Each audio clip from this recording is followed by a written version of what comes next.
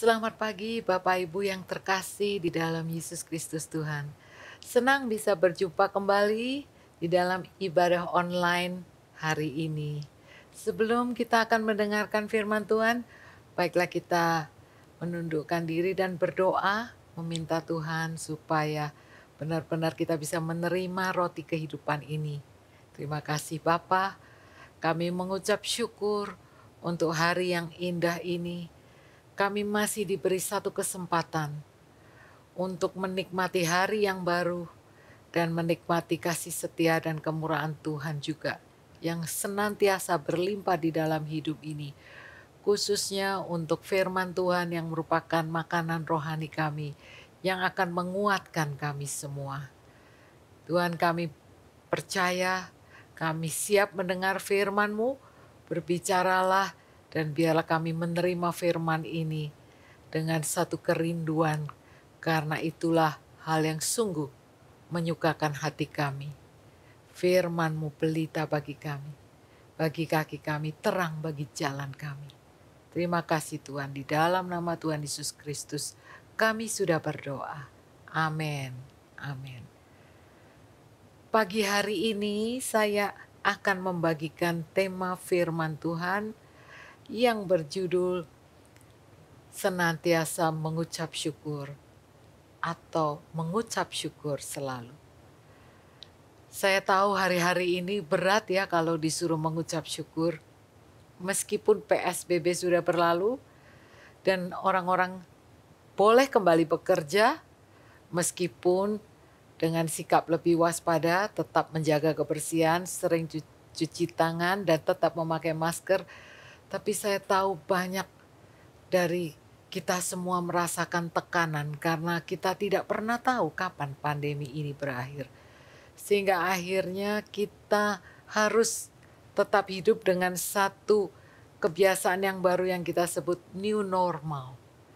Satu hari pun kita akan membuka kebaktian dengan protokoler yang sesuai dengan keputusan pemerintah, yaitu protokoler new normal. Tapi hari ini kalau kita belum bisa beribadah bersama-sama di dalam gedung gereja, saya percaya kita pakai kesempatan untuk kita beribadah bersama keluarga, sama pentingnya, sama menerima firman-Nya. Meskipun kita terpisah di lokasi yang berbeda-beda, saya percaya firman Tuhan yang disampaikan ini tetap mempersatukan kita semua. Haleluya. Sekali lagi tema hari ini adalah mengucap syukur selalu. Gimana mengucap syukur? Kalau mengucap syukur dalam keadaan yang baik mudah. Tapi dalam keadaan seperti ini gak terpikir kita bisa mengucap syukur.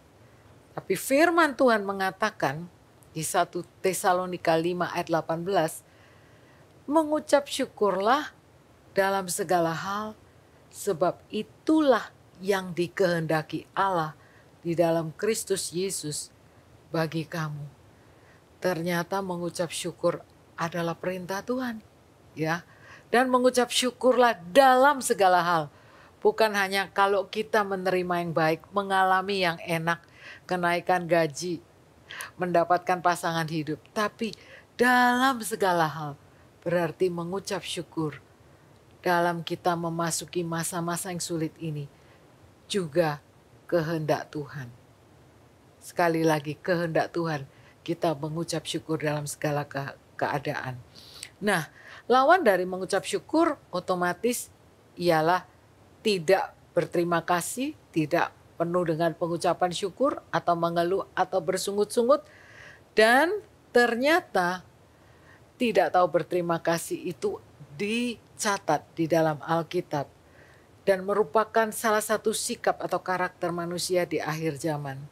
Saya bacakan di 2 Timotius 3 ayat 1 sampai 4 berbunyi demikian. Ketahuilah bahwa pada hari-hari terakhir akan datang masa yang sukar. Manusia akan mencintai dirinya sendiri dan menjadi hamba uang. Mereka akan membual dan menyombongkan diri. Mereka akan menjadi memfitnah. Mereka akan berontak terhadap orang tua dan tidak tahu berterima kasih. Saya garis bawahi, tidak tahu berterima kasih, tidak mempedulikan agama, suka mengkhianati, tidak berpikir panjang, belagak tahu, lebih menuruti hawa nafsu daripada menuruti Allah, dan seterusnya dan seterusnya. Oleh sebab itu, karena dicatat di Alkitab bahwa ini ciri-ciri sikap karakter manusia akhir zaman, baiklah kita juga yang mau bertumbuh menjadi kuat, tetap teguh dalam iman, kita waspada. Jangan-jangan tanpa sadar kita sudah menggerutu, tanpa sadar kita komplain terus, tanpa sadar kita ngomongnya bosen melulu, yang termasuk kategori tidak mengucap syukur. Meskipun benar kadang-kadang dalam keadaan kita di rumah terus bisa bosan, bisa jenuh. Tapi biarlah kita tahu bahwa firman Tuhan katakan kehendak Allah bagi kita semua adalah mengucap syukur dalam segala dalam keadaan, segala keadaan. Nah, saya mau bagikan 3 poin aja. Yang pertama adalah mengucap syukur itu diawali dengan mengingat dan diteruskan, dilanjutkan dengan kerendahan hati.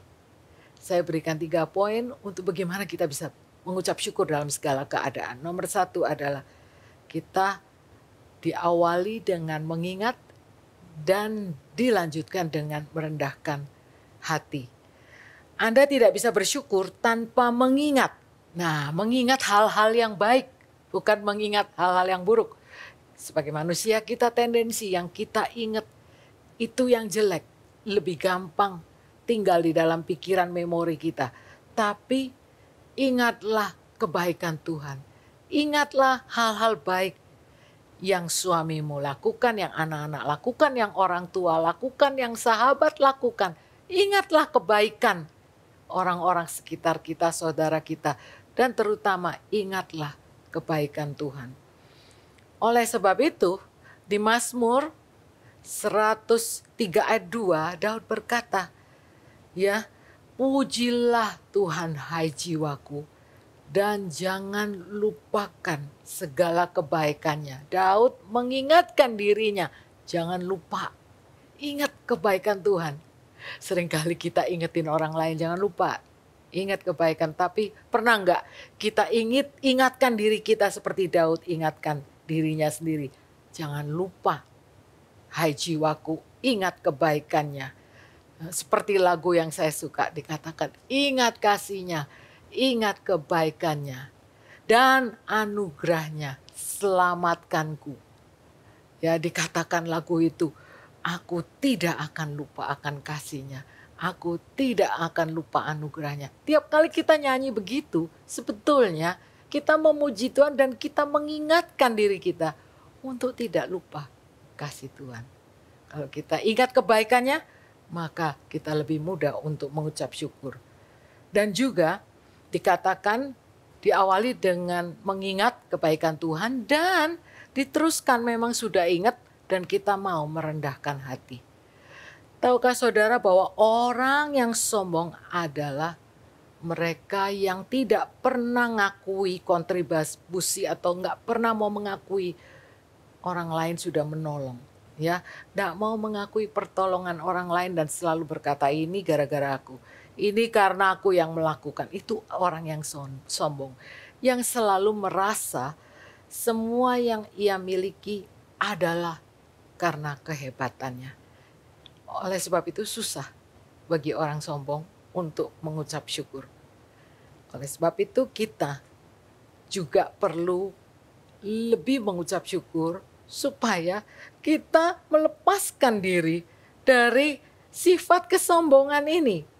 Firman Tuhan dikatakan Yohanes 3 ayat 27 dalam terjemahan King James mengatakan, seorang manusia tidak bisa menerima apa-apa kecuali hal itu diberikan kepadanya dari surga. Banyak hal pemberian yang seringkali kita lupa, itu pemberian dari surga. Saya teringat almarhum Pastor Sam pernah berkhotbah, pernah menghitung pengeluaran kalau Bapak Ibu harus membeli oksigen. Satu hari kebutuhan oksigen plus lain-lainnya, nitrogen dan sebagainya, itu seharga 1 senia setiap hari. Kita dalam keadaan sehat, kita tidak perlu membayar oksigen. Hal-hal kecil seperti itu, ucapkanlah syukur. Kalau kita ingat kebaikan Tuhan, ingat kita nggak perlu bayar oksigen. Ingat kita bisa bangun dari tempat tidur, masih bisa jalan-jalan di rumah. Ya, meskipun tidak bisa jalan keluar kota, keluar negeri, tapi kita bisa jalan-jalan di rumah. Di rumah sendiri, dari kamar ke kamar, dari ruang tamu ke kamar dan sebagainya. Ucapkanlah syukur bahwa engkau masih mempunyai kesempatan, paling tidak masih bisa hidup dan menghirup udara segar tanpa harus dibantu alat bantu napas, ventilator dan sebagainya. Bayangkan kalau ada orang-orang yang sekarang sedang sakit di rumah sakit. Mereka begitu merindukan untuk segera pulang ke rumah. Nah, kita yang sudah di rumah belum bisa mengucap syukur. Oleh sebab itu, pertama, ingatlah kebaikannya. Diawali dengan mengingat segala kebaikannya. Dan setelah itu, rendah hati. Cukup rendah hati untuk melakukan pengucapan syukur. Untuk selalu ingat kebaikan dan mengucap syukur. Ini terima kasih. Bukan hanya kepada Tuhan, tapi kepada sesama kita. Kita harus praktekkan mengucap syukur untuk setiap bantuan yang sudah diberikan oleh sesama kita. Yang kedua, bagaimana kita bisa mengucap syukur? Bagaimana kita senantiasa bisa mengucap syukur dalam segala kehendak, dalam segala keadaan? Nomor 2 ialah diawali dari sebuah keputusan dan diakhiri dengan kekaguman pada Tuhan. Diawali dari sebuah keputusan. Karena mengucap syukur itu pilihan. Ya, mengucap syukur itu pilihan. Harus memutuskan, ya, ini pilihan. Kalau kita mengikuti emosi, perasaan, hari ini saya merasa semuanya baik-baik. Karena semuanya baik kepada saya. Semuanya oke. Semuanya sehat. Banyak berita, sukacita. Tapi besok kalau ada yang mengkritik, ada yang memfitnah, ada yang menggosipin, ya, ada yang gajinya dipotong, semuanya tiba-tiba terasa tidak punya perasaan yang enak. Kondisi berubah, tapi dikatakan mengucap syukur diawali dengan sebuah keputusan. Oleh sebab itu lakukan aja, meskipun kadang-kadang memang berat, tapi lakukanlah karena itu adalah kehendak Tuhan. Nah, ingin melihat hari-hari kita penuh keindahan, mengucap syukurlah. Hari orang berkesusahan buruk semuanya, tetapi orang yang gembira hatinya selalu berpesta. Amsal 15 ayat 15 mengatakan itu. Oleh sebab itu mengucap syukur juga kalau kita lakukan itu merubah diri kita sendiri. Seringkali orang katakan kalau aku udah sukses, aku bisa mengucap syukur. Kalau aku udah punya ini, punya itu, punya ini dan itu, aku udah sukses, aku bisa mengucap syukur.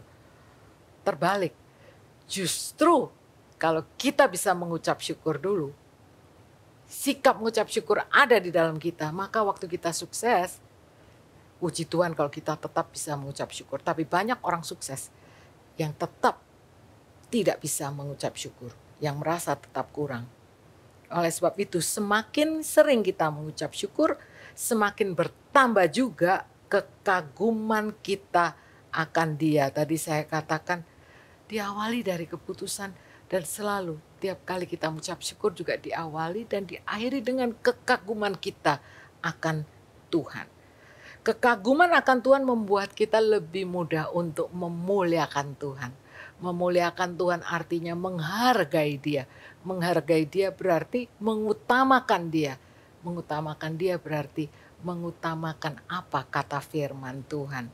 Oleh sebab itu, kekaguman akan Tuhan akan membuat kita lebih lagi melakukan firman Tuhan. Lebih lagi mengasihi firman Tuhan. Kekaguman akan Allah adalah inti dari penyembahan. Yang ketiga, Mengucap syukur membuat jiwa kita kuat. Seringkali kita mikir, aduh susah amat sih harus mengucap syukur. Padahal kita lakukan ini supaya jiwa kita menjadi kuat. Yang nomor 1 dan 2 tadi itu bagian tanggung jawab yang kita lakukan. Nomor 3, ini adalah akibatnya, buahnya dari kita mengucap syukur. Itu membuat jiwa kita kuat. Firman Tuhan katakan, jangan hendaknya kamu khawatir tentang apapun juga. Tetapi nyatakanlah dalam segala hal keinginanmu kepada Allah dalam doa dan permohonan dengan ucapan syukur. Boleh berdoa, meminta, tapi dengan ucapan syukur. Setelah itu dikatakan, dan damai sejahtera Allah yang melampaui segala akal akan memelihara hati dan pikiranmu dalam Kristus Yesus. Itu adalah satu buah yang luar biasa.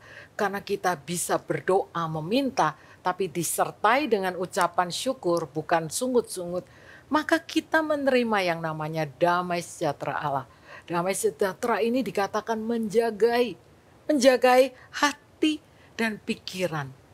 Hati penuh dengan sejahtera. Pikiran dalam keadaan semua orang kalut tetap bisa tenang, bisa kuat, teguh.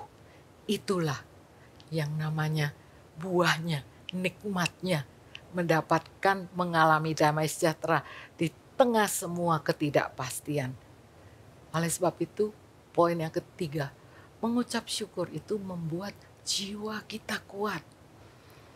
Lawan dari mengucap syukur adalah ya tadi saya katakan mengeluh, bersungut-sungut, berkeluh kesah.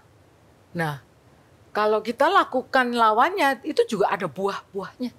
Salah satunya ialah jika engkau tawar hati pada masa kesesakan, kecillah kekuatanmu. Bukannya tambah kuat, tapi tambah kecil, tambah lemah.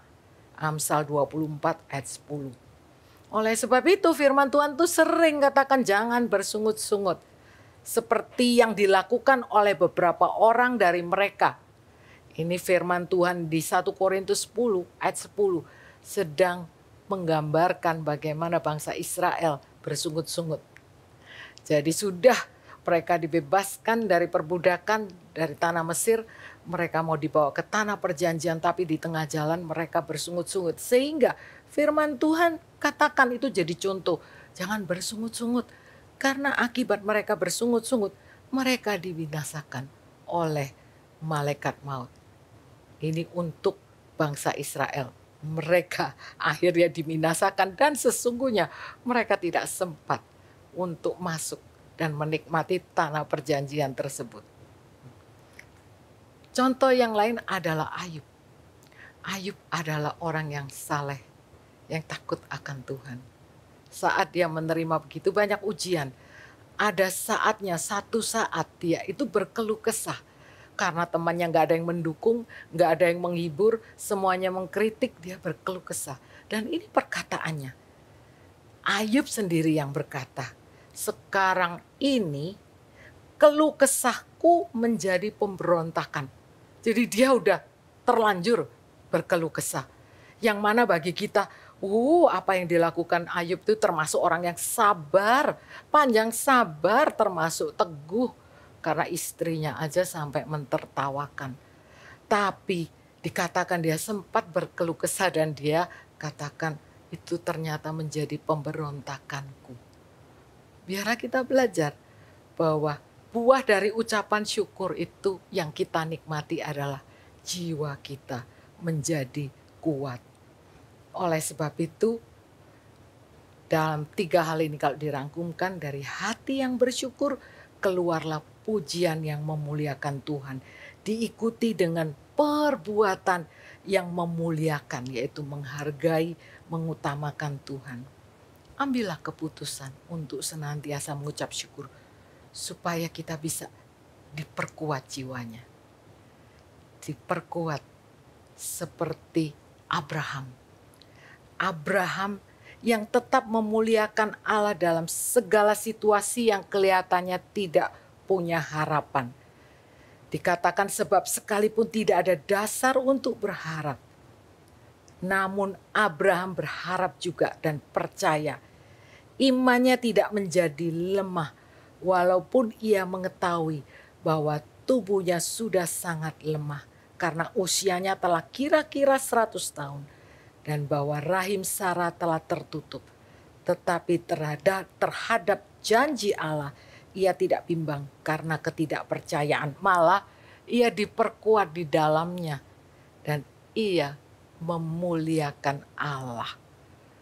Seperti Abraham mengalami kondisi yang berat karena apa yang dijanjikan Tuhan gak masuk akal. Punya anak di masa tuanya, tapi meskipun gak ada dasar pun untuk berharap, dikatakan dia tetap percaya dan tidak bimbang, dan dia diperkuat dan dalam imannya dan dia tetap memuliakan Tuhan.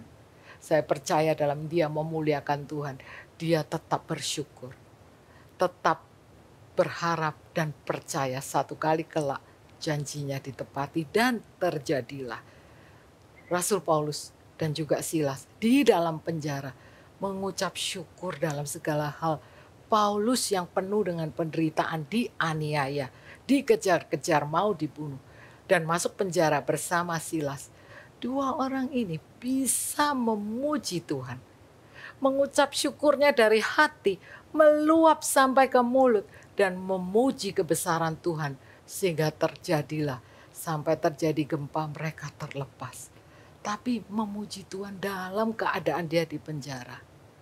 Oleh sebab itu, contoh-contoh teladan sudah diberikan oleh Abraham, telah Paulus, Silas, dan juga saya bersyukur ada beberapa kesaksian-kesaksian dari ibu-ibu yang dikirimkan ke kami dan kami terima. Bagaimana mereka melewati masa-masa ini. Sulit, kelihatannya tidak mampu untuk melewatinya, tapi mereka tetap belajar untuk percaya dan mengucap syukur. Kita katakan kita percaya, bukti percaya adalah kita mampu untuk mengucap syukur dalam segala keadaan. Saya percaya kita menjadi pelaku firman, kita mendengar firman Tuhan, kita akan melakukannya dan jiwa kita akan dikuatkan. Amin. Mari kita berdoa.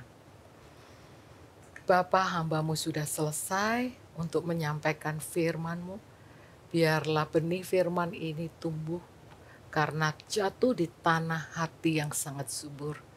Dan biarlah firman ini akan membuahkan hasilnya.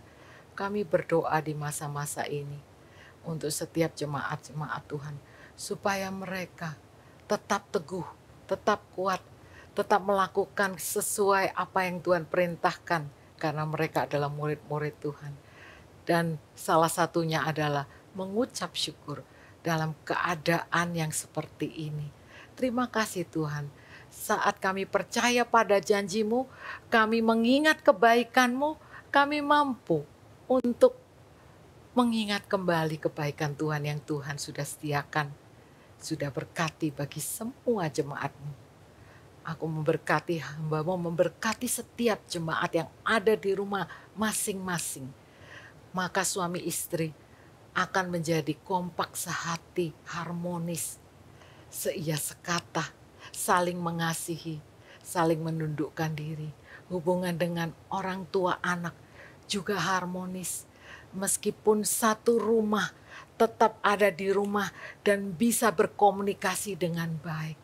Biarlah kasih-Mu mengalir untuk keluarga demi keluarga dan berkat-Mu untuk mereka semua Tuhan. Terima kasih, kami bersyukur dan mengucap syukur karena semua hormat kemuliaan hanya bagi-Mu Tuhan yang layak menerima penghormatan dari kami. Di dalam nama Tuhan Yesus Kristus kami berdoa. Amin.